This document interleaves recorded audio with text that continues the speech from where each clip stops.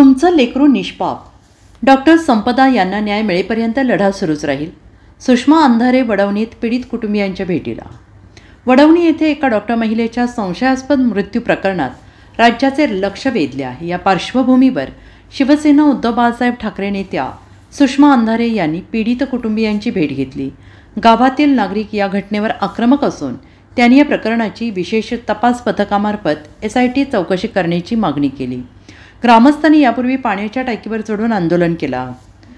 सुषमा अंधारे यांनीही या प्रकरणात आक्रमक भूमिका घेतलेली असून त्यांनी काल पत्रकार परिषद घेऊन निंबाळकरांवर गंभीर आरोप केले होते. तपासादरम्यान आढळलेल्या त्रुटींवर त्यांनी बोट ठेवले.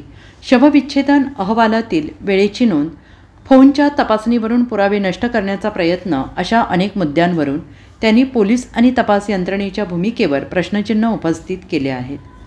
डॉक्टर संपदा यांना न्याय मिळेपर्यंत लढा सुरूच राहील अशी भूमिका त्यांनी मांडली आहे. यानंतर आज सुषमा अंधारे आणि काही महिला नेत्या पीडित कुटुंबियांच्या भेटीला गेल्याची माहिती आहे.